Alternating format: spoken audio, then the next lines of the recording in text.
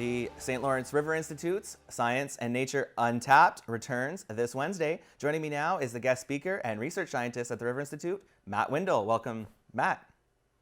Thank you. Thanks for having me here. All right, so first of all, let's introduce you to our viewers and talk a little bit about your background.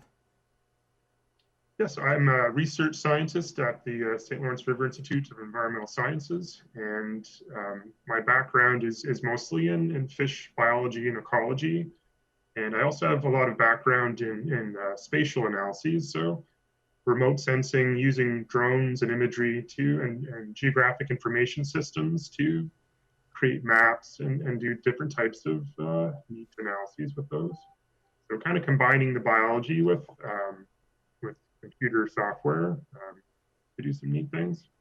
At the Institute, I run a couple programs. One of the main ones we call the Fish Identification Nearshore Survey, or FINS project. And we've had that going for the last 5 years. It's a fish survey project of the St. Lawrence River, and the geographic scope is quite large. It goes all the way from Kingston to Montreal. And what we do is we go in the river and we collect, we sample fish, see what kind of fish live in the river, what their habitats look like, what the water quality is. And so we're building this really big database with that project. So that occupies a lot of my time during the summer. But I'm also involved with projects looking at contaminants in the river, contaminated sediments, looking at the wetlands of the river, and several other projects. Excellent. Excellent. Now, you also obviously have had a huge focus on biodiversity, and that's going to be one of the main topics of your presentation on Wednesday. So maybe if, before we get a little bit more into what you're going to be talking about, you could maybe explain biodiversity for some of our viewers who may not be aware with the concept. Right. So the concept of biodiversity is just a species richness, the number of species that occupy a given area at a given time. And for some places on the Earth's surface, jungles, coral reefs, that biodiversity is really high because the habitat's really complex. When we look at the St. Lawrence River, it's a fairly new river compared to some of the other rivers in the world that are less prone to, say, glacial influences like we've had in North America.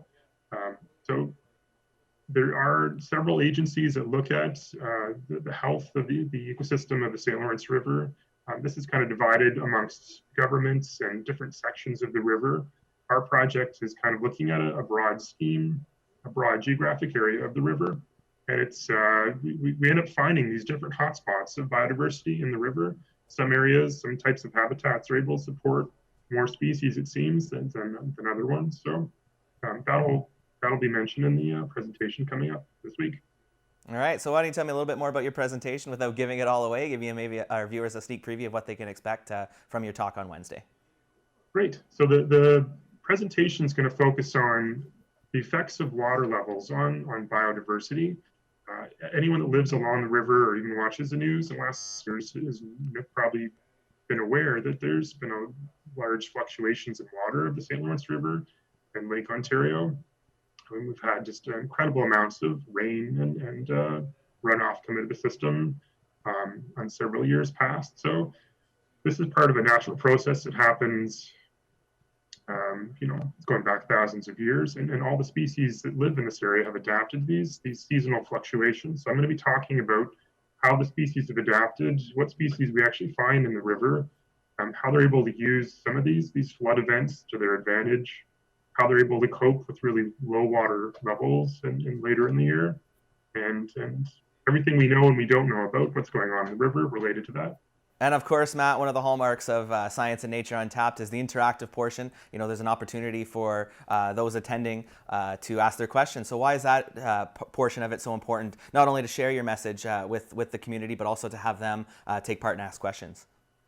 I think it's so important that we put our science out into the public and let people know what's going on and really relate it to people's concerns. So having that interaction opportunity with these types of talks has been fantastic. And we always get great questions. And sometimes we'll get questions that actually spur new research.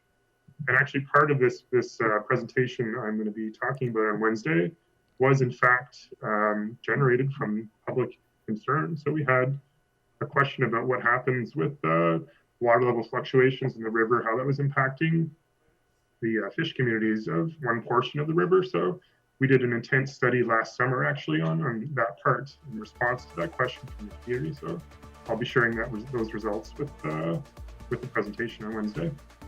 Excellent. On that note, Matt, I'd like to thank you so much for joining me and giving a preview of your presentation. That's happening Wednesday, June 3rd at 7 p.m. You can check out the River Institute's Facebook page or website to learn more. And of course, you can also watch the whole presentation right here on your TV on Wednesday at 9 p.m. So once again, Matt, thank you so much. Thank you for having me. Look forward to seeing everybody on Wednesday.